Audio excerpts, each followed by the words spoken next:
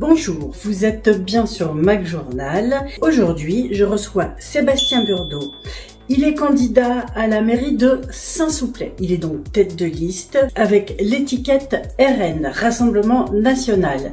Il est jeune, il a 25 ans. Comme il le dit lui-même, c'est un enfant du pays. Donc, de Saint-Souplet. Il a travaillé à Saint-Souplet, il vit à Saint-Souplet, ses parents vivent à Saint-Souplet, sa famille est à Saint-Souplet. Il va exposer son programme pour Saint-Souplet, pour les élections municipales qui vont se dérouler en mars. Comme d'habitude, je rappelle que ce sont les candidats qui contactent Mac Journal qui sont interviewés. Ce n'est pas Mac Journal qui contacte les candidats. Sébastien Burdeau. Bonjour. Vous êtes candidat à la mairie de Saint-Souplet pour les prochaines municipales en mars 2026. Vous êtes tête de liste et vous vous présentez avec l'étiquette RN. C'est ça. Rassemblement National. RN, après avec nos soutiens aussi de l'UDR, du RPR, vraiment pour faire une union des droites, mais avant tout à Saint-Souplet, une union des Sulpiciens. Voilà, je suis avant tout là pour représenter les Sulpiciens, leurs idées, et défendre leurs intérêts, avant tout. Vous allez nous donner votre programme, nous parler de votre programme, ce que vous avez l'intention de faire pour Saint-Souplet et pour les Sulpiciens. S'il y a des choses qui vont changer par rapport à ce que c'est maintenant, ou que vous allez garder peut-être. On veut tout savoir. Alors, c'est très simple en tout cas. Au niveau de Saint-Souplet, comment on a monté un peu le programme, ça a été d'abord sur un travail de longue haleine. On a commencé déjà il y a 2 à 3 ans à commencer à réfléchir, à constater à Saint-Souplet ce qui allait, ce qui n'allait pas, parce qu'il n'y a pas tout à changer, mais il y a des choses à améliorer et des choses qui vont devoir quand même changer à Saint-Souplet. Donc on a quand même regardé ce qui n'allait pas, constaté avec les habitants.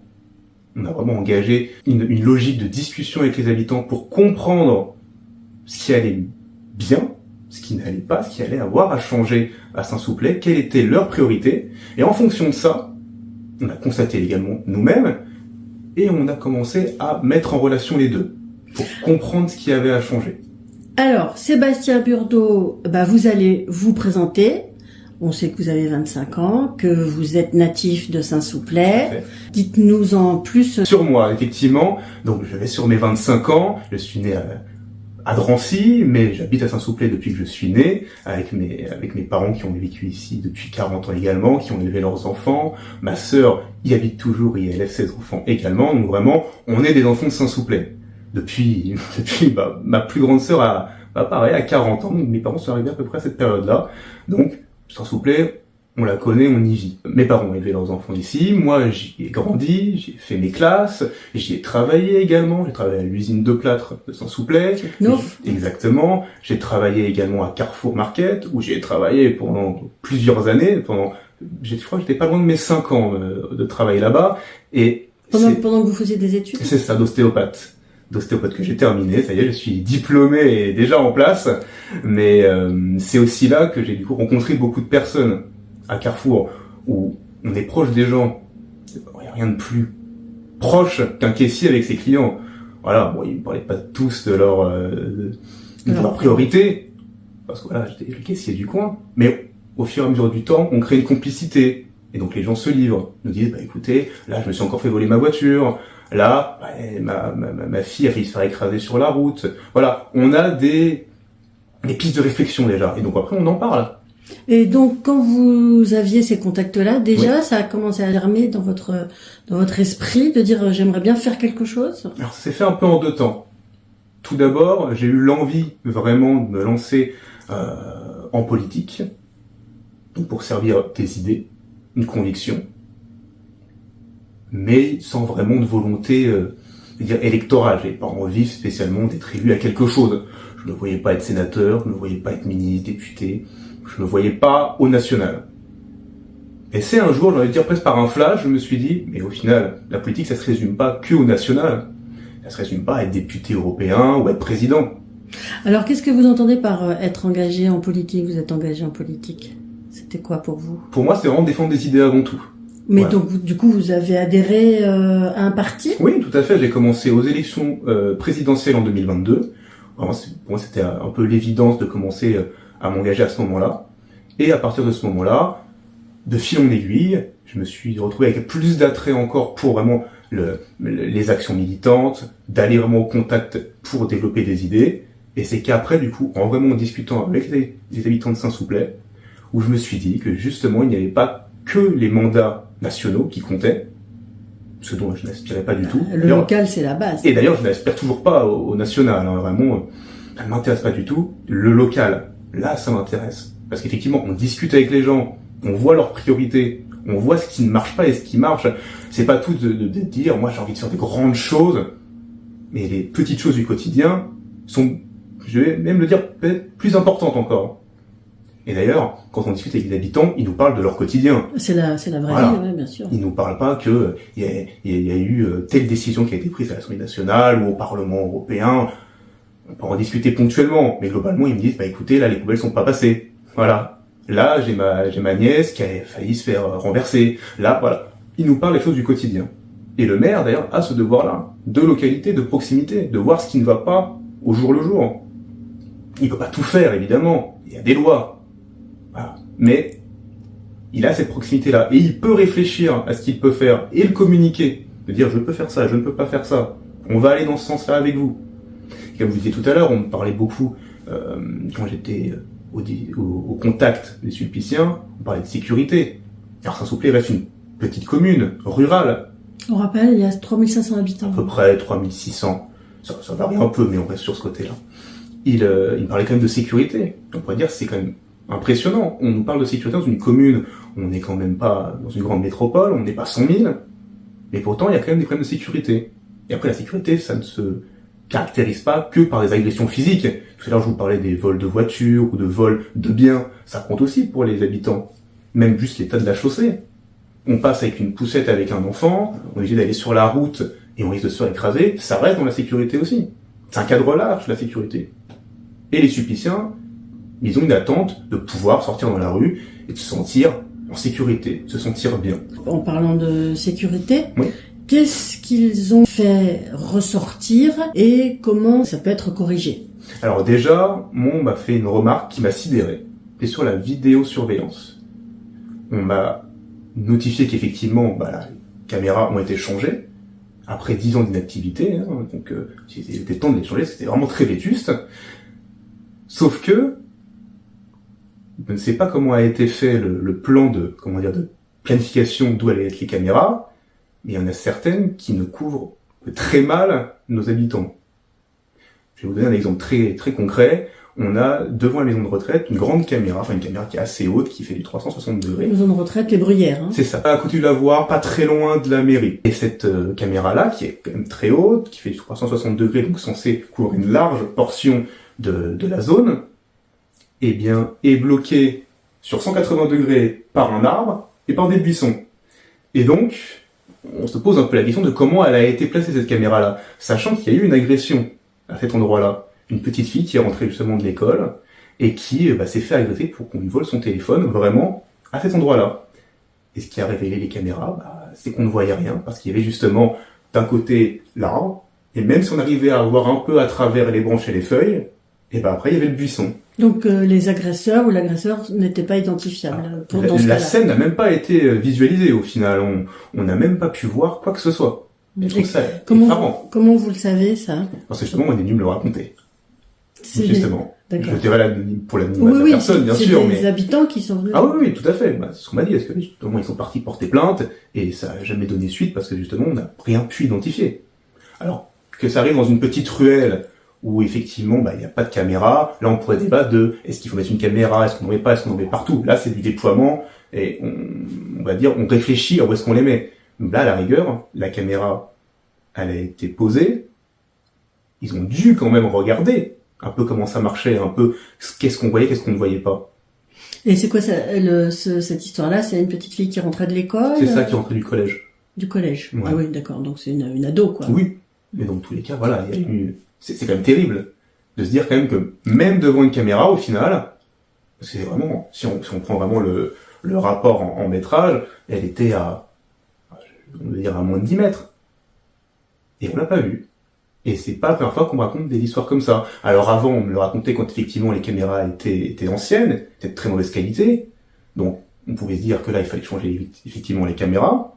Alors moi, je remarque quand même qu'on a quand même attendu 10 ans quand même pour les changer, il était temps, mais maintenant que c'est fait, je m'attendais quand même qu'on ait une vidéoprotection qui soit efficace au moins.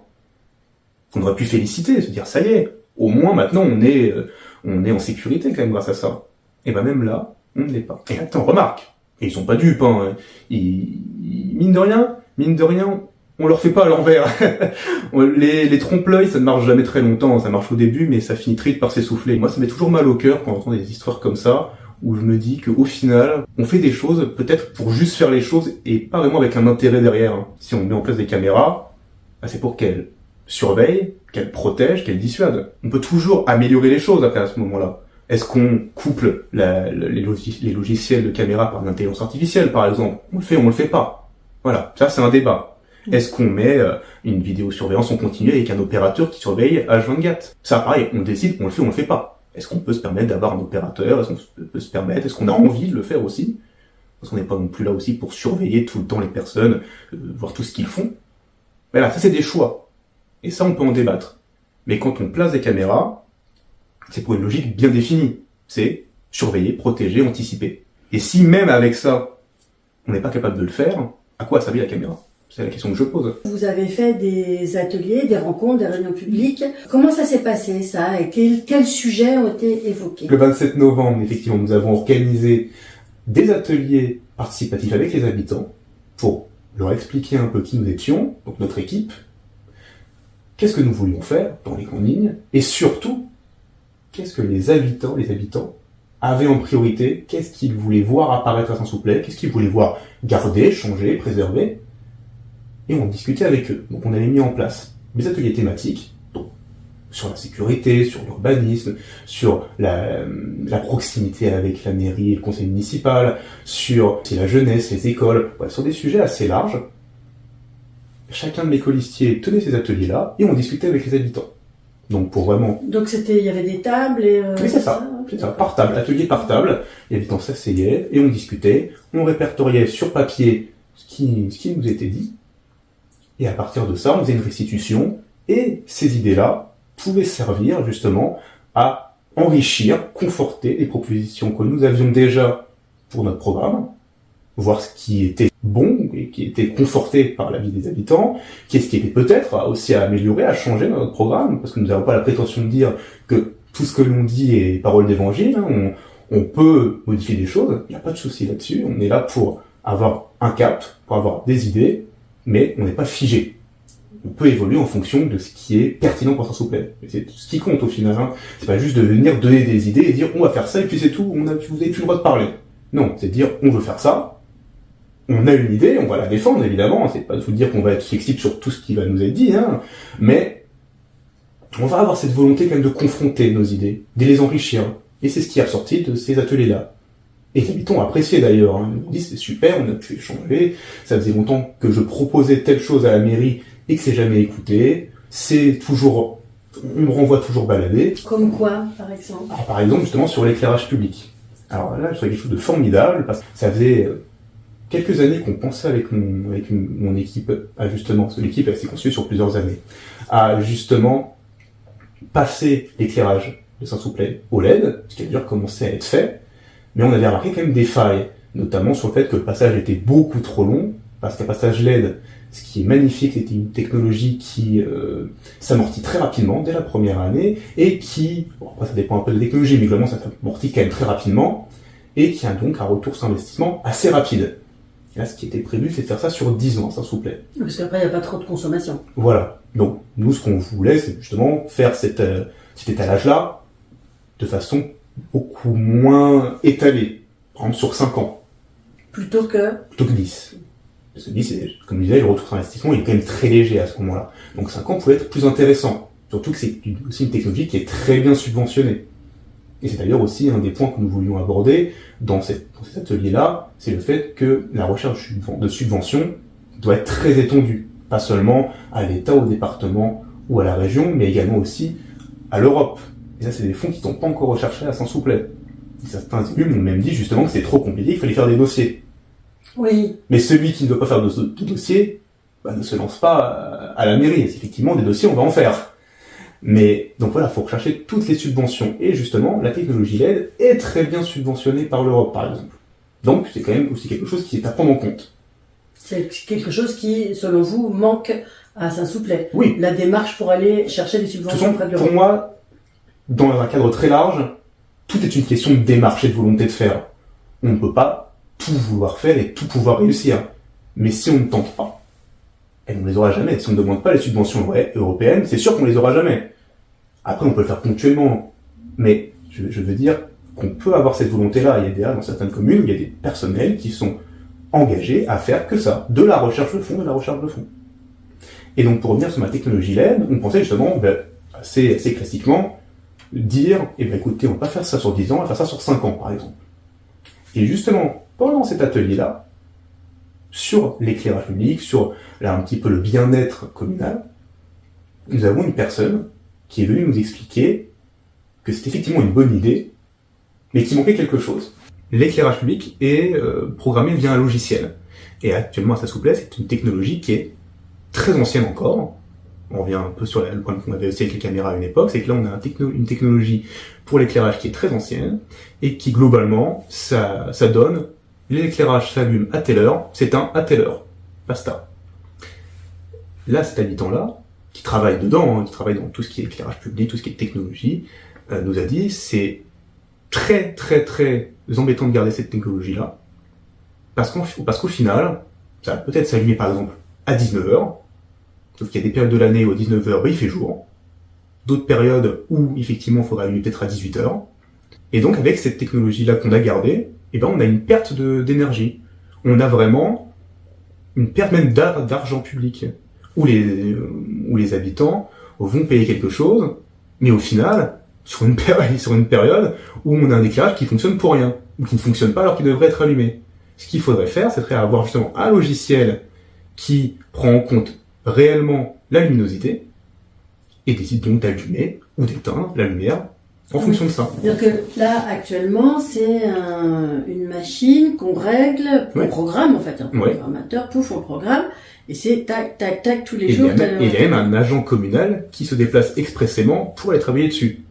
Donc au final, avec un logiciel intelligent qui réglerait ça, on gagnerait un agent communal qui pourrait s'atteler à faire autre chose, on perdrait moins de temps aussi sur l'éclairage, on perdrait moins d'argent, on perdrait moins d'énergie. On est gagnant sur tout. Et ça ne demande pas, encore une fois, un financement de 400 000 euros. On parle d'un logiciel, on parle d'une technologie, pas excessif. Et donc, voilà, c'est des petits ajustements comme ça qui seraient importants à faire. Et donc, au final, d'une idée qui paraissait assez simple de juste dire, on passe LED de 10 ans à 5 ans, en plus, si c'est pas juste une ampoule à changer, le transformateur, il y a quand même du travail à faire. Mais, au lieu de juste de penser à faire que ça, on nous rajoute une nuance, on nous rajoute du grain à moudre en plus, et au final, on se retrouve avec une meilleure idée que ce que nous avions à la base. Et c'est ça qui m'importe, moi. C'est de confronter les idées, de confronter les idées de programme, et d'en sortir le meilleur. Et si le meilleur ne vient pas de moi, mais vient de quelqu'un d'autre, ça me va très bien. Tant qu'on en ressort le meilleur, et qu'après on peut faire le meilleur pour Saint-Souplet. C'est pour ça que vous vous engagez pour Saint-Souplet, parce que vous estimez que le meilleur n'est pas tiré de la commune. Et pour la commune. Je dirais même plus que le meilleur n'est pas tiré à Saint-Souplet, mais également parce qu'on ne demande pas aux habitants qu'est-ce que le meilleur pour la commune. C'est aussi ça qui m'a donné envie de m'engager au départ. C'était pas juste, je discutais avec les habitants et je me suis dit, moi, j'ai de l'ego, je peux faire mieux. Non. C'est de me dire, les habitants me disaient, c'est bien, avec vous, on peut discuter. Avec vous, on peut réfléchir. Ils me disaient, là, ça fait, par exemple, là, pour l'histoire d'éclairage, cette personne-là me racontait que ça faisait des années qu'elle en parlait au maire et à la mairie, et qu'à chaque fois, on l'envoyait balader. Comment on l'envoie balader? En lui disant, quand tu viens me parler, c'est toujours pour me dire ce qui se passe mal, ou voilà, tu viens toujours du coup me dire qu'on fait pas telle chose. Oui, mais c'est aussi ça le rôle d'un maire et d'un élu. C'est effectivement, on est à portée d'accolade, mais on est aussi à portée de baffe. Il y a quand même des choses qui sont faites, que la mairie fait pour la commune, elle n'est pas inerte.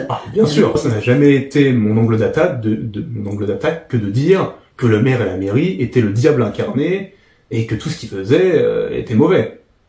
On a des choses à améliorer, des choses à changer. Au niveau Finances, budget, qu'est-ce que vous avez comme visée? Très simplement, tout à l'heure je parlais effectivement des subventions, donc rechercher toutes ces subventions. Pas être cantonné à ce qu'on peut trouver par-ci par-là. Déjà, apporter un apport réel en subvention à Saint-Souplet. C'est pas facile, hein. C'est pas facile, mais ça demande justement de le demander, de le rechercher. Et c'est un job qu'on voudra mettre en place continuellement, cette recherche. Vous pensez que c'est pas fait? Oui. Je sais même pas que je le pense, et j'en suis convaincu de tous les retours que j'ai pu avoir, même avec des élus. Voilà. Donc, je pense surtout qu'on peut avoir une portée qui est plus élargie sur cette recherche de subvention. D'abaisser les coûts de fonctionnement pour privilégier après l'investissement dans les projets futurs. Parce que globalement, une mairie, une commune, ça fonctionne toujours de la même façon. On a les coûts de fonctionnement, donc qui représentent à peu près 60 à 70% des coûts de la commune, des dépenses de la commune. Avec le personnel. Voilà, exactement, c'est ça, c'est le personnel, l'électricité, le gaz, voilà, vraiment des choses qui sont reconduites à peu près d'année en année. Et après, on a plutôt 30% après sur l'investissement, donc globalement, sur ce qu'on veut faire pour la commune. Ça va être des rénovations, ça va être des choses comme ça. Enfin, après, même si les rénovations, ça peut rentrer dans le fonctionnement aussi. Mais, je veux dire, c'est sur les projets qu'on veut amener à Saint-Souplet. Comment vous connaissez, vous vous êtes renseigné pour savoir comment fonctionnait un projet communal? Ah là, pour le coup, comme je disais que ça faisait 2 à 3 ans qu'on travaillait le projet de Saint-Souplet, c'était justement pour avoir une connaissance approfondie et pas juste arriver le jour de l'élection en disant écoutez, on se présente et si on est élu, écoutez, on verra bien sur le moment. Non, on a vraiment eu cette démarche-là de comprendre comment fonctionne une municipalité, comment fonctionne la politique municipale en général, que ce soit sur les finances, que ce soit sur les prérogatives du maire et du conseil municipal, sur ce qu'on peut faire, ce qu'on ne peut pas faire, pour pas promettre des choses et ne pas les réaliser après. Pour vraiment avoir cette capacité de vraiment se lancer dans cette aventure municipale et de pouvoir tenir ce que nous avons envie de faire. Donc, ce qui nous a amené à justement regarder concrètement ce qu'on peut faire. Et donc, sur les finances, donc, subventions, fonctionnement et investissement, également, parce que les finances, ça ne se résume pas à qu'est-ce que va faire la mairie pour dépenser moins ou gagner plus, mais aussi comment les habitants, eux, vont faire pour pas forcément dépenser plus aussi. Et on avait une idée qui, à mon sens, est formidable sur ce point-là, et qui se fait dans beaucoup de communes rurales et qu'on n'a pas mis encore en place à Saint-Souplet, ou que des prémices assez légères, ce serait de faire un lieu de consommation locale. Donc par exemple, ça se configurerait comment? Sur un magasin, où les agriculteurs, les producteurs locaux viendraient tenir et proposer des produits locaux qu'ils produisent eux-mêmes. Un peu comme une AMAP? Oui, un peu dans l'idée. Un peu dans l'idée. C'est vraiment un lieu où les agriculteurs vraiment viennent tenir les shops, déposer leurs produits et les vendre. Un peu vraiment comme un magasin. Et l'intérêt de cette chose-là, c'est que dans les grandes surfaces, quand un agriculteur vient vendre ses produits, il les vend par exemple, moi j'avais vu justement qu'un agriculteur en moyenne pouvait vendre son kilo de patates 20 centimes à une grande surface qui leur vendait à peu près 1,30 € après. Ça dépend des grandes surfaces, ça dépend des agriculteurs, mais c'est à peu près la moyenne qui était indiquée. Oui, ils se font pas la marge. Donc voilà, et, la grande surface fait une sacrée marge, là où les agriculteurs du coup en ont une plus légère, et les habitants qui vont venir acheter ces produits-là en grande surface, du coup le payent au prix fort. Dans un lieu de consommation comme ça, je vais pas dire qu'on va les vendre à 30 centimes le kilo de patates, ce serait de la concurrence déloyale, c'est pas possible. Mais même si on le vendait 1 € le kilo, justement, l'agriculteur, lui, se fait une meilleure marge. L'habitant, lui, achète du produit de qualité à prix réduit. Tout le monde est gagnant. Oui, mais alors Carrefour Market, il va peut-être pas être très content. Ça reste sur des produits locaux. Carrefour Market a aussi, elle, sa marchandise propre. Et on resterait vraiment sur après une collaboration, évidemment. Bon, ceci dit, oui, c'est ça, les AMAP, ça fait pas vraiment d'ombre. Non, pas du tout. Les grandes surfaces ont quand même leur public. Mais ce serait pour des personnes qui même ont envie juste de consommer plus bio, plus consciencieusement, soutenir les producteurs locaux. Ça les empêcherait pas d'aller justement après dans les grandes surfaces. Juste de proposer une alternative. Et même aussi de faire revivre un peu aussi le centre de Saint-Souplet. Parce que vous verriez ça où alors? Ça serait encore à définir évidemment au conseil municipal, mais j'ai quelques idées en tête qui le placeraient plutôt sur le centre-ville de Saint-Souplet. Pas très loin de la mairie dans l'idée. Il y aura encore une fois une discussion par rapport à ce qu'on peut vraiment le mettre. Mais... Dans un bâtiment ou un barnum, si c'est... Plutôt un bâtiment, oui, tout à fait. Plutôt un bâtiment. Pour municipal. Qu'on ait vraiment une structure. Et donc à ce compte-là, les habitants, eux, pourraient aller acheter leurs produits dans cette échoppe-là. On pourrait mettre aussi en place un marketplace, donc un site justement où les habitants de Saint-Souplet pourraient aussi acheter leurs produits locaux, mais là ce serait plutôt en ligne. Et donc pareil, on resterait dans une démarche de production locale, de diminution des coûts pour les habitants, et donc une préservation du pouvoir d'achat qui serait plus importante, tout en restant dans cette logique un peu rurale, qui pourrait être aussi utilisée lors d'événements également aussi, faits par la commune, que ce soit peut-être des marchés, des retours de marché, ou peut-être des événements communaux qui sont réguliers. Voilà, on peut vraiment avoir cette collaboration-là avec les agriculteurs et les producteurs locaux qui serait plus efficace. Et donc, vous voyez, on rentre déjà sur une logique de préservation pour les habitants de leur pouvoir d'achat, de la mairie de diminution de coûts et de meilleur investissement, de rentrée d'argent plus importante grâce aux subventions, et vraiment du coup mettre l'emphase sur cette gestion stricte, maîtrisée des finances. D'accord. Ce qui est, soi-disant, déjà été fait, puisque le maire précédent, qui était Francis Delabarre, oui. Quand la nouvelle municipalité a pris les rênes, il y a eu un audit de fait, et qui a montré que les finances n'étaient pas terribles. Mais est-ce qu'on sait comment les finances maintenant sont, en sachant que pour toutes les municipalités, c'est difficile. Tout à fait. L'État a retiré et continue à retirer petit à petit des aides, des avantages, et donc les mairies sont vraiment acculées. Vous touchez à un excellent point, et c'est d'ailleurs le grand cœur des discussions qu'on a avec les habitants quand ils veulent un petit peu rentrer dans le détail et pas juste nous dire mais il me manquerait ça, il me faudrait ça. Ils me disent après maintenant, mais est-ce qu'on peut le faire? Et là où j'ai envie de répondre, c'est sur quelque chose que j'ai trouvé formidable, qui a été fait dans une rue de Saint-Souplet il y a pas très longtemps. Ça a été de faire une grande fête des voisins. Vous voyez pas où je veux en venir. Donc c'est juste deux amis à Saint-Souplet, dans la même rue, qui se sont dit qu'est-ce qu'on peut... C'est quelle rue? C'est la rue du Bourget. En plus, c'est la rue où j'habite. C'est moi qui l'ai organisé. Je n'avais pas l'initiative, mais...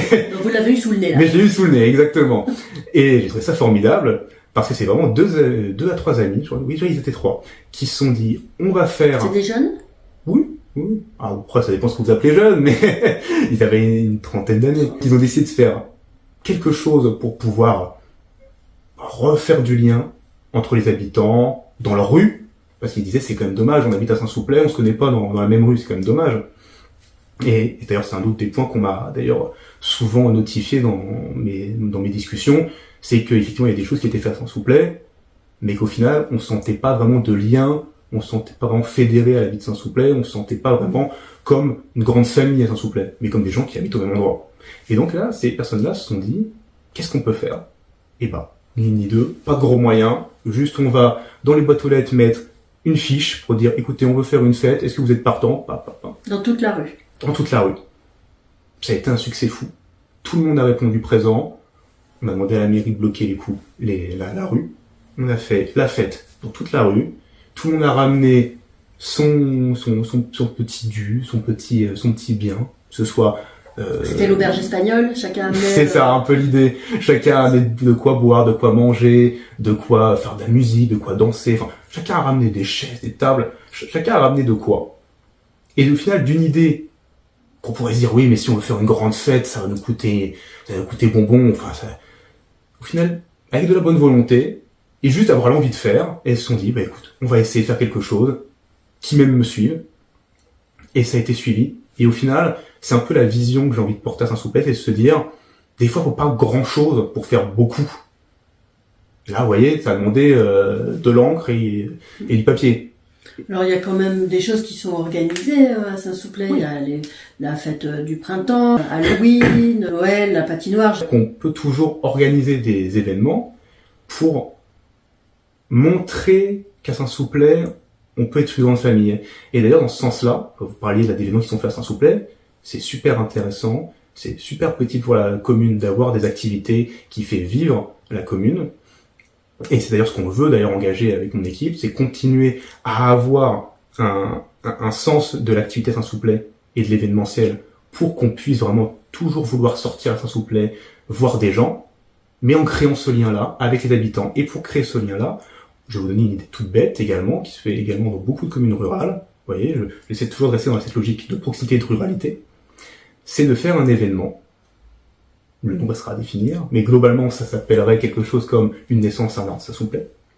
Où les habitants qui ont eu des enfants dans l'année viendraient donc se réunir avec les habitants de la commune et on leur offrirait un arbre. Oui, ça se fait dans les communes avoisinantes comme à Montion. Oui, et d'ailleurs je l'ai vu il y a pas longtemps en descendant, je dis je le savais pas, mais j'ai vu, je fais voilà, super, donc c'est que ils l'ont fait cette année. C'est que très proche de même chez nous ça se fait. Et d'ailleurs il y a un reportage à ce sujet dans Mac Journal. Et écoutez, comme ça je renvoie vos internautes du coup regarder votre intervention.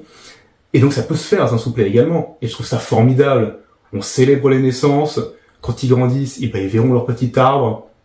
Ils verront du coup que c'est vraiment pour eux. Les parents du coup se rencontrent, les habitants se rencontrent. Et ça crée vraiment ce lien de on vit à Saint-Souplet, on est à Saint-Souplet, on est de Saint-Souplet. Et pareil, ça permet du coup de créer un événement qui est sympa.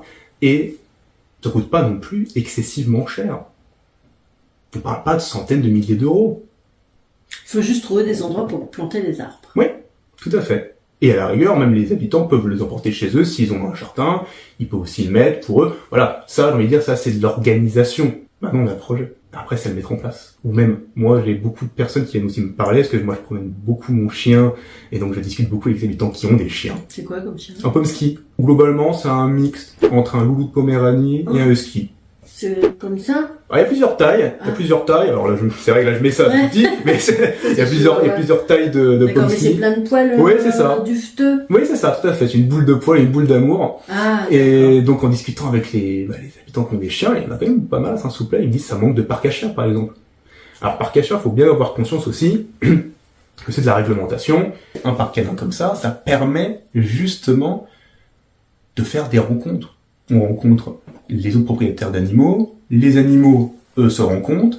Ça permet de créer un cadre aussi où les animaux, du coup, se rencontrent, créent vraiment du lien, et même de limiter plus tard, justement, de l'agressivité que pourraient avoir les chiens entre eux, parce que là, ils seront rencontrés, ils auront déjà commencé à entreprendre ce cheminement-là, justement, de sociabilisation. Et c'est très bien, surtout qu'en plus, généralement, ces parcs-là, il y a un contact d'éducateur canin ou de professionnel, du coup, justement, pour les chiens, ce qui permet de régler aussi certains problèmes qu'on a à Saint-Souplet. Il y a aussi des fois je vais dire des attaques de chiens, mais en tout cas des chiens qui sont un peu agressifs. Et moi, j'ai rencontré une habitante qui a peur même de promener son chien maintenant, parce qu'elle s'est déjà fait mordre une fois.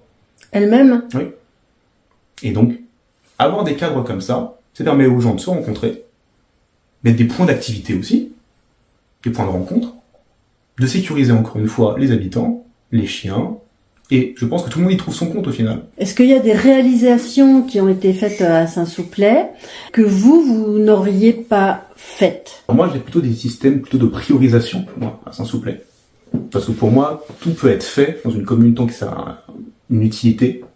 Mais après, où est-ce qu'on priorise nos projets? Qu'est-ce qui était pertinent à faire? Et qu'est-ce qui aurait pu être pertinent à faire plus tard? Et comment on l'a fait? Tout à l'heure, je parlais des caméras, justement. Si on me demande est-ce que j'aurais fait un système de caméras, j'aurais dit oui, mais pas comme ça. Je pourrais vous dire, là, les caméras qui ont été mises en place, je ne l'aurais pas fait. Je l'aurais pas fait comme ça. Je l'aurais fait avec des points stratégiques qui seront beaucoup plus pertinents pour la sécurité des Sulpiciens.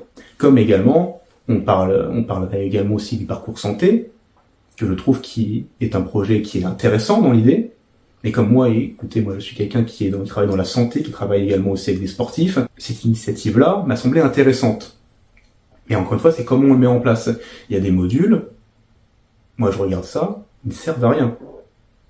Ils ne servent à rien, et ça a été du coup de la mise en place, ça a été de l'argent qui pour moi aurait pu être mieux investi. Au final, ils ne sont jamais utilisés. Comme quoi, donc, des modules? C'est les modules, vous savez, sur le parcours santé. On a des modules qui permettraient de faire du sport un peu. Mais au final, il n'y en a que quelques-uns qui sont vraiment utiles pour faire du sport. Les autres sont plus de l'habillage, au final. Un exemple concret, ça va être une espèce de grande plaque. On va venir s'allonger avec des pédales, on va venir pédaler. Alors, dans l'idée, c'est censé montrer qu'on peut faire un peu de rééducation, un peu de sport au niveau des jambes. Dans les faits, il n'y a aucune résistance. Et donc au final, on pédale juste dans le vide, et même des personnes âgées ou des personnes qui ont besoin de faire de la rééducation ou des personnes qui ont des problèmes moteurs n'ont pas vraiment d'intérêt à aller utiliser ces appareils-là. Puis juste ça fait de la décoration. Mais moi, tant qu'à faire un parcours santé, autant utiliser justement des modules qui soient utiles réellement. Bon, peut-être qu'il en faut pour tout le monde et que même... Ben, c'est ce que je pensais à la base aussi, mais... Les gens s'en plaignent. Alors, il n'y a pas de plainte expressive mais de dire, ah là là, il y a le vélo qui ne fonctionne pas. Je veux dire, bon, à quoi ça sert d'avoir mis ça? Alors qu'on aurait pu prioriser, encore une fois, c'est une question de priorisation des éléments.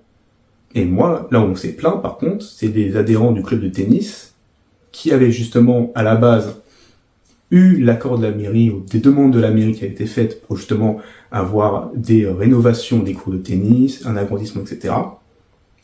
Et au final, avec le projet Parcours Santé, les modules, etc., ça a été fait à leur détriment. Alors moi, je ne dis pas qu'il n'aurait pas fallu faire le Parcours Santé. Je trouve qu'il est très intéressant dans ce qu'il peut apporter dans la commune et justement de redonner justement un endroit où les gens peuvent se croiser. Et d'ailleurs, si je devais faire ce fameux parc à chiens, je le mettrais sûrement ici. Voilà, pour vous dire que je ne trouve pas que c'est acheté. Mais sur cette question de priorisation. Et par exemple, moi, je ne promets pas des choses à des gens pour aussi plus tard leur dire, écoutez, au final, j'ai une meilleure idée plus tard, donc ce que je vous ai dit, ça tombe à l'eau, on va pas le faire. Ah, ça, c'est des plaintes. Est-ce qu'on leur a promis et qui n'est pas venu? Justement, la rénovation du club de tennis qui a été fait vraiment en dernier lieu et qui a été fait avec ce qui restait au final. Effectivement, des adhérents qui sont venus se plaindre pour dire qu'on avait prévu justement un meilleur cours de tennis et qu'au final, ça n'a pas été vraiment fait. Effectivement, il y a eu de la rénovation, mais ça a été fait presque pour rien. Moi, je vais aller voir justement après ce qui a été fait. Il y a de la verdure qui rentre dans le cours de tennis, il y a de la moisissure, il y a des marques justement d'eau pour qu'ils montrent bien que justement le cours de tennis est quand même assez mal isolé au niveau de l'humidité. Ça manque en tout cas d'une volonté de faire en sorte que ce soit bien entretenu, ça c'est évident. Et même au niveau des structures accueillant des enfants. Alors là, j'en ai eu une flopée de plaintes de ça, de structures accueillir des enfants avec des problèmes d'humidité, de chaleur, voire même de sécurité, de normes de sécurité. Alors c'est où ça? Comment? C'est où ça? Au niveau des centres de loisirs, du CCAS, des choses comme ça. Voire même des écoles à une époque. Ou avec des procédures qui ont pris des temps fous pour intervenir, avec des tensions en interne, avec sinon des choses qui ne sont toujours pas réalisées dans ces structures-là. Où effectivement il y a des problèmes d'humidité assez fortes, voire même de chaleur, quand je dis chaleur, froid et chaud, en été comme en hiver. Voire même de sécurité, sur de normes de sécurité. Et moi, donc le centre d'accueil, c'est ce qui est sur le côté de la mairie. Hein. Et tout à fait. Et c'est ce que je trouve d'ailleurs assez inquiétant. Parce que quand on laisse la garde de nos enfants à du personnel, on s'attend à qu'ils soient dans des bonnes conditions. Et d'ailleurs, le personnel qui s'occupe des enfants, je les remercie infiniment, parce que là je parle de la sécurité des enfants, mais eux aussi, c'est leur condition de travail. Donc ils ont une force aussi de caractère, une dévotion pour nos enfants qui est admirable. Et je leur remercie énormément. Alors, il y a peut-être pire comme condition. Est-ce que c'est des détails? Est-ce que quelqu'un d'autre dirait c'est des détails? Alors c'est vrai qu'à force de détails, ça peut faire une grosse chose. Ah, tout à fait. Mais alors pour moi, avec les enfants, avec la sécurité des enfants, il n'y a jamais de détails. Il y a toujours des priorités. Et là, pour moi, la sécurité des enfants n'est pas un point de détail. Vous n'avez pas d'enfant vous-même, vous êtes célibataire? Pour l'instant, c'est pas dans mes projets à court terme, plutôt à moyen terme. Mais j'ai des neveux et nièces en bas âge, et donc j'ai pu constater également avec eux justement cette problématique qui est de se dire je ne peux pas être serein quand je me dis mon filleul ou mon neveu, justement ma nièce, peut tomber malade parce qu'effectivement il y a des mauvaises conditions au niveau de la température, ou justement comme quoi, c'est quoi, c'est trop chaud, trop froid, trop alors justement en hiver effectivement trop froid, et en été il n'y avait pas de système justement pour refroidir les écoles, et on le sait maintenant d'année en année justement qui fait de plus en plus chaud l'été, et donc on peut pas découvrir ça. On peut pas dire si on avait su, on aurait fait quelque chose en avance. Alors je ne demande pas forcément de venir faire une énorme rénovation avec de la climatisation, avec des gros systèmes. Ça, encore une fois, c'est une décision qui sera prise au conseil municipal en fonction du budget de l'année et des projets qu'on aura à faire dans les années futures. Ça se fait sur une prévision. Mais par contre, quand j'ai vu que l'été dernier a été prévu d'acheter une dizaine de ventilateurs à 3 jours de la fin de l'école, je me suis dit, c'est peut-être un peu court quand même maintenant pour les acheter les ventilateurs. C'est peut-être une solution, effectivement, à court terme, de dire, écoutez, on va avoir des ventilateurs, ce qui fait chaud, donc effectivement, on va pouvoir un petit peu brasser un peu d'air. Ça brasse plus de l'air que ça résout le problème. Ça brasse l'air chaud. Voilà. Mais, je vais dire, on peut avoir cette petite logique-là de dire, écoutez, ils nous ont mis à disposition des ventilateurs. Sauf qu'il aurait peut-être été pertinent de les prévoir en avance. De se dire, on sait maintenant, en été, il fait chaud, et écoutez, on va prendre les devants, on va pas attendre que ce soit 3 jours avant la fin de l'école qu'on va leur fournir des ventilateurs, on va les prévoir en avance. Et après, ils servent à rien cette année-là. J'ai presque envie de dire tant mieux, c'est que les conditions sont quand même bonnes, mais si on en a besoin, on les a. Et on ne se dépatouille pas le jour même en se disant, écoutez, on va vous mettre en quadon, on va vous mettre à l'extérieur. Ça, c'est de la solution un peu MacGyver. On voit sur le moment ce qu'on peut faire. Alors c'est toujours bien, on peut toujours faire des choses qu'on n'a pas prévues. Comme je le disais tout à l'heure un peu en off, je n'ai pas une boule de cristal qui me lit l'avenir. Mais sur des choses qu'on peut prévoir, je pense qu'on doit pouvoir prioriser ces sujets-là, surtout quand c'est avec des enfants. En ce qui concerne la traversée de Saint-Souplet et la circulation. Oui. Autre problématique. Déjà par des choses à dire. Alors, la traversée de Saint-Souplet, moi je vais la mettre en deux temps. Déjà, là évidemment, tout le traversée de Saint-Souplet au niveau de la grande route, au niveau de la nationale, et également aussi la traversée de Saint-Souplet au cœur de Saint-Souplet. Pour moi, c'est 2 sujets qui se rejoignent mais qui sont différents. Parce qu'à Saint-Souplet, dans la commune en elle-même, dans le cœur de Saint-Souplet, on a quand même quelques problématiques qui reviennent de façon récurrente sur les personnes qui roulent trop vite, qui ne font pas attention, justement, on parlait des enfants, mais aussi même des plus grands. Et ça, c'est un grand problème parce qu'il y a justement eu une personne qui m'a envoyé un mail il n'y a pas si longtemps pour me dire qu'il y avait eu des problèmes dans sa famille, de personnes qui ont failli se faire écraser, le cartable de son fils qui a été fauché parce que justement on est obligé des fois de passer sur la route pour suivre le trottoir. Il y a une problématique de voitures qui roulent trop vite et de pas assez de place pour les habitants sur les trottoirs parce qu'il y a aussi beaucoup de stationnements sauvages. Alors, je sais bien que le stationnement sauvage, c'est une problématique qui est assez complexe. On fait comme on peut. Quand on a une voiture, on peut pas forcément la rentrer chez soi ou se garer devant chez soi. Ou se garer devant chez soi. Donc, on fait un peu comme on peut. Effectivement, on a donc cette nécessité aussi de pouvoir un peu se stationner là où on peut. Ça, moi, je n'ai aucun souci avec ça. Parce que c'est à la mairie de mettre à disposition justement des emplacements pour qu'on puisse se garer. Et on peut pas pousser les murs. Donc, quand on peut pas faire mieux, on fait comme on peut quand on doit garer sa voiture. Mais donc, quand on a une problématique de voiture qui roule trop vite à Saint-Souplet, il faut peut-être réfléchir à est-ce qu'il n'y aurait pas une nécessité de passer certaines rues, voire toutes les rues de Saint-Souplet, en limitation inférieure, pour justement limiter ça. Et parce que moi j'ai envie de vous prendre un exemple qui est assez percutant, c'est que sur la rue du Sauvois, donc à côté de la chapelle Saint-Leu, on avait mis à Saint-Souplet un détecteur de vitesse qui nous donnait notre vitesse. Ce détecteur-là est censé nous donner notre vitesse pour nous faire ralentir. Et je vous donne dans le mille, ça ne fait ralentir personne. Au contraire, les gens s'amusent à vouloir justement voir à quelle vitesse on va. Ils font un peu la course au final. Et donc, c'est pas utile. Donc pourquoi pas passer justement des rues de Saint-Souplet. Ça s'appelle des radars pédagogiques. Mais... Voilà, mais ça résout pas grand-chose. Et donc peut-être vous pouvez justement résoudre ce problème-là en passant des rues à limitation inférieure. Pour qu'on ait justement plus de facilité à se déplacer dans Saint-Souplet sans risquer de se faire faucher par une voiture. C'est un point intéressant. Je pense que ça mérite au moins d'être posé et de confronté. Alors c'est vrai que la circulation pose peut-être pas de problème quand on est hors des heures de pointe, mais pendant les heures, aux heures de pointe où c'est peut-être un peu plus problématique. Mais bon, on peut pas dire, mis à part sur la nationale, oui. Est-ce qu'il y a pas une circulation énorme dans Saint-Souplet quand même? Ça reste assez modéré. Après, sur les sorties d'école également, il y a du passage quand même. Il y a quand même du passage sur ce côté-là. Quand on circule dans Saint-Souplet, on voit quand même du passage de voitures. On reste pas une demi-heure sans croiser une voiture. Ça, ce serait faux de le dire. Il y a quand même du passage. Après, effectivement, sur la grande route, là également, il y a du grand passage. Il y a la problématique de bouchons qui se crée également. Et ça aussi, c'est un sujet qui doit être pris à bras-le-corps. Ouais, parce qu'il y a des bouchons énormes. Ah, il est énorme. Après, ce n'est pas que de Saint-Soupley aussi. Hein. Oui. Il y a aussi à Montion, ils ont aussi leur problématique avec le feu qui crée énormément de bouchons aussi. Et forcément, après, ça s'envoie un petit peu la conséquence l'un l'autre. Hein.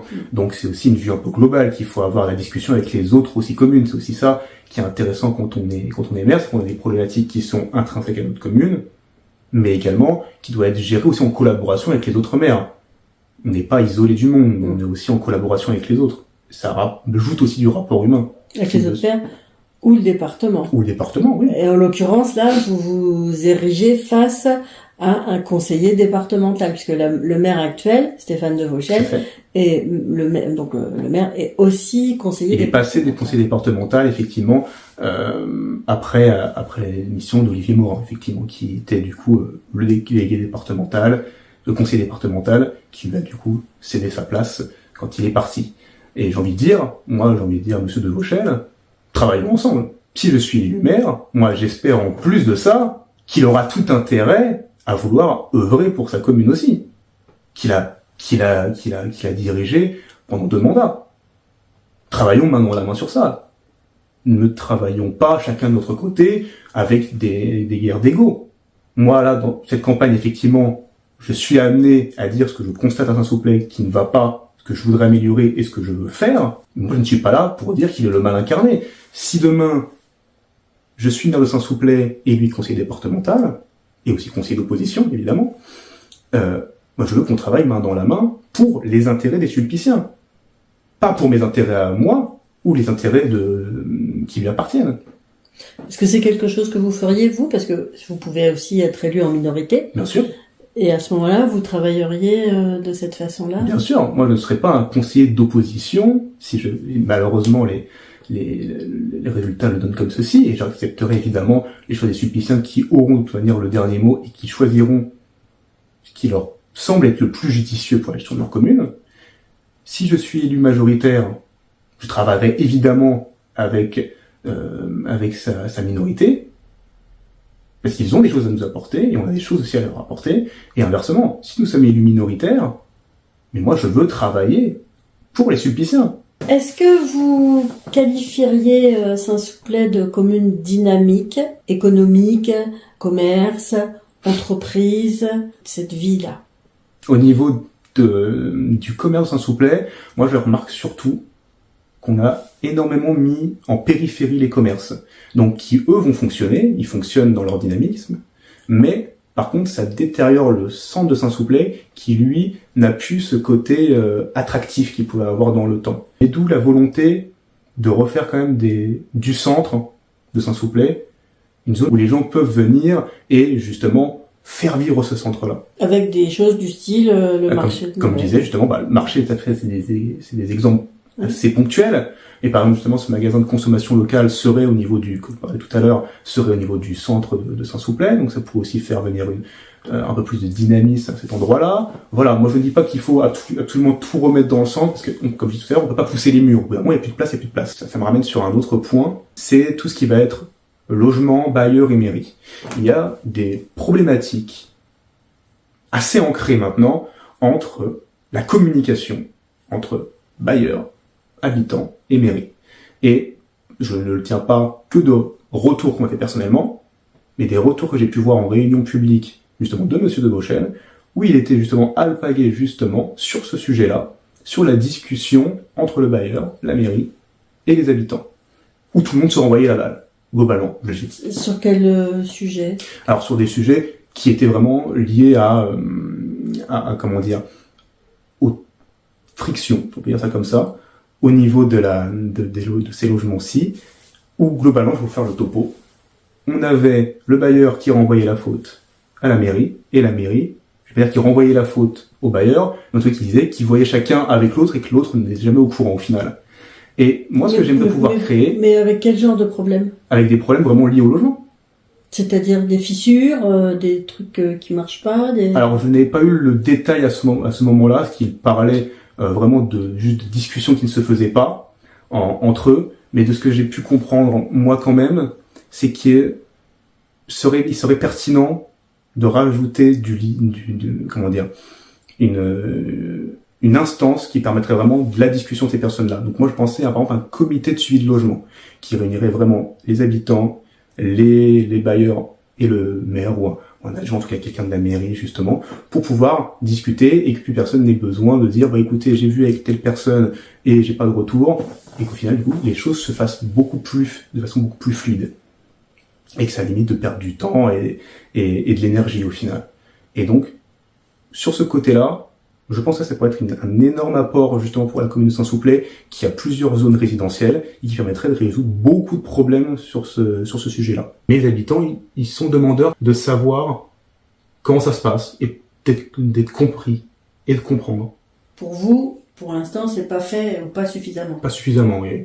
On est dans un monde maintenant où la communication a pris énormément d'importance et où les habitudes d'aujourd'hui demandent à ce que l'information soit diffusée largement.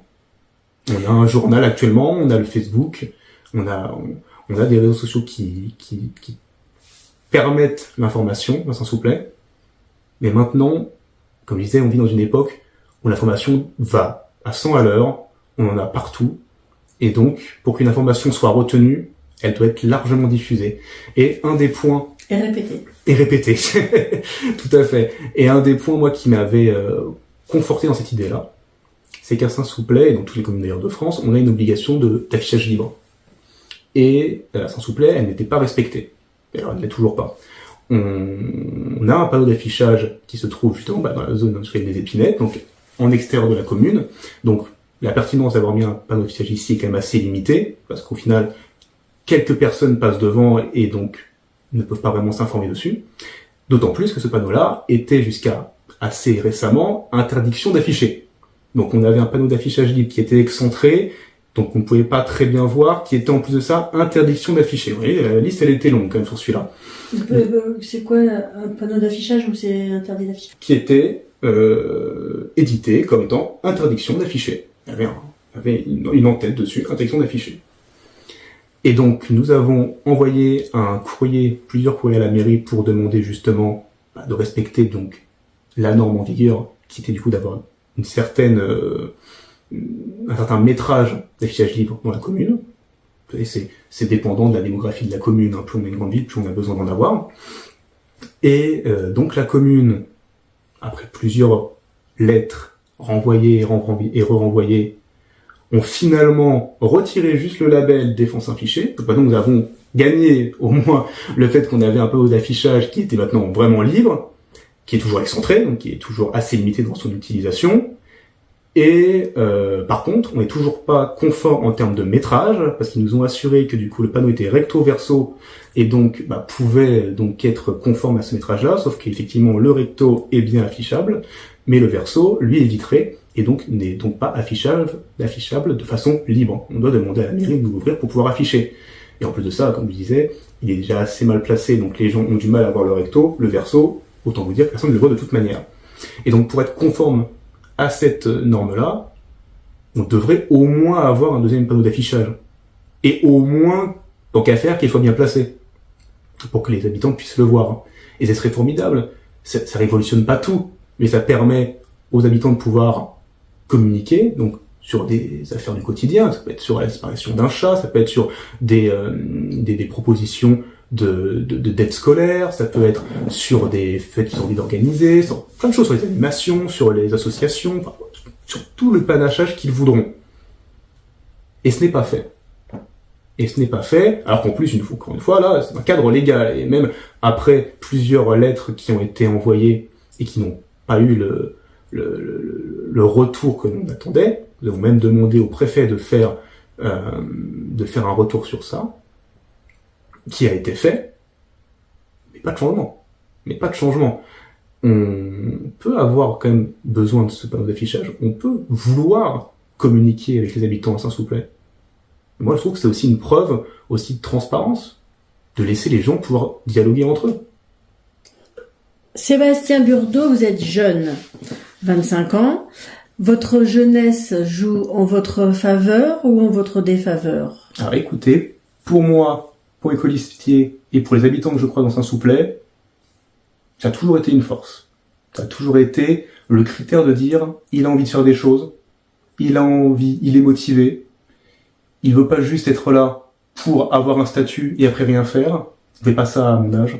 On fait ça plutôt quand on est un vieux routier, qu'on a envie de se poser, qu'on a envie justement de tranquillité, on est dans une petite commune où on ne fait rien. Non, à mon âge, on a envie de faire des choses. Et surtout, pour ceux qui sont encore un peu sceptiques, pourquoi pas, quand ils viennent discuter avec moi, ils sont toujours rassurés à la fin ce qu'ils me disent. Bah écoute, effectivement, au départ, je me posais des questions, mais après avoir discuté avec toi, on se rend compte que tu ne te lances pas là-dedans juste par idée, bille en tête, mais par vraiment une vraie réflexion derrière, que tu as envie de faire des choses, tu connais le sujet, donc écoute, moi, je suis derrière toi. Et des gens m'ont rejoint comme ça, après discussion.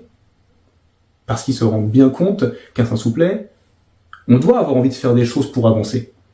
Et à côté de moi aussi, je ne suis pas seul. J'ai une équipe derrière moi qui est là pour avancer avec moi, dans le sens qu'on a décidé pour Saint-Souplet et avec les propositions et l'ambiance que nous donnent les habitants. Ouais, mais pour les municipales ou d'une manière générale, quand il y a une liste, les gens votent beaucoup pour la tête de liste. C'est la tête de liste qui mène. Ah oui. D'ailleurs, c'est moi qui ai organisé justement, comme je disais, le programme. Après, on a travaillé avec mon équipe, qu'on a travaillé avec les habitants. C'est moi qui ai eu l'initiative de lancer cette aventure municipale et donc de trouver des colistiers et de monter justement cette dynamique-là. Et donc je porte ce projet avec mon équipe. Oui, puis bon, peut-être que les gens aussi, quand ils vous connaissent, vous font la réflexion de dire que vous avez la tête sur les épaules ou les pieds sur terre, peut-être. Un peu des deux. les deux. Que vous êtes né à Saint-Souplet, enfin vous êtes vraiment de Saint-Souplet depuis toujours. Les gens ne sont pas dupes. Et que vous êtes installé, vous avez un travail, vous n'êtes pas hors société, vous êtes vraiment complètement dedans. Tout à fait. On imagine facilement. Alors, ça ne veut pas dire que le maire en place n'a pas de qualité, hein, on n'est pas ça. On parle de vous là aujourd'hui, et donc on peut facilement imaginer que les gens disent ça. Donc je rappelle que ce sont les candidats eux-mêmes qui contactent MacJournal et c'est comme ça que les interviews se font. MacJournal ne contacte pas les candidats, que ce soit des candidats d'opposition aux mairies en place ou les maires qui sont déjà en place, c'est les candidats qui doivent nous contacter. Sébastien, un mot de la fin pour conclure cet entretien? Oui, déjà merci quand même de m'avoir permis de pouvoir m'exprimer aujourd'hui en vue de ces élections municipales. Moi, je suis assez satisfait quand même de comment se passe la campagne, des rencontres que je peux faire, moi et mon équipe, de pouvoir discuter avec des personnes et de voir quand même que les gens avaient ce besoin-là quand même de un peu de se libérer l'esprit, de se libérer de problématiques qu'ils avaient en tête depuis des années et qui ne donnaient pas de suite, ou au moins d'avoir une oreille qui les écoute. Nous voulons proposer aux Sulpiciens une alternative, un choix. Partout où on se déplace et qu'on rencontre des habitants qui ont envie de discuter, qui ont envie de parler. Des fois, on se fait reconnaître dans la rue, ils nous disent « Ah, c'est vous qui vous présentez, écoutez, j'ai envie de parler », donc ils nous parlent de telle ou telle problématique. Pas plus tard qu'hier, j'ai eu une dame qui est venue me parler justement de problèmes avec le stationnement, justement, on l'a évoqué tout à l'heure. Et justement, on discute. Je leur dis pas oui à tout, justement. Mais on discute de ce qui est réalisable, de ce que moi je constate aussi, de ce que je trouve être dans le bon sens. Et ils apprécient généralement ce côté-là. De pas juste être d'accord avec tout, mais des fois d'apporter de la nuance, de dire écoutez, moi je peux même avec vous sur ça, mais je vois ce que vous voulez me dire, et du coup, on en discute. Et moi c'est ça qui m'intéresse aussi. C'est pas des gens qui sont d'accord avec moi sur tout. Je ne demande pas qu'on me prête des paroles d'évangile. Mais justement qu'on avance dans le bon sens, s'il vous plaît, avec une cohérence et une idée bien définie. Du fait que vous avez toujours habité à Saint-Souplet et vos parents y habitent depuis 40 ans, ça leur inspire confiance, vous pensez? Ils le disent, ils l'expriment? Je pense pas qu'ils l'expriment directement, mais indirectement, ils me connaissent. Ils m'ont déjà vu, ils ont déjà pu discuter avec moi, que ce soit au travail ou dans la rue. Pareil pour mes parents, ils ont déjà vu, ils les connaissent, c'est des personnages qui sont connus à Saint-Souplet. Mes colistiers aussi sont connus à Saint-Souplet, ils n'y habitent pas depuis 3 jours. Il y a de tout dans ma liste. On a fait un panachage qui est vraiment étendu, avec des gens qui ont envie de s'impliquer pour la commune, et les gens, ils le ressentent.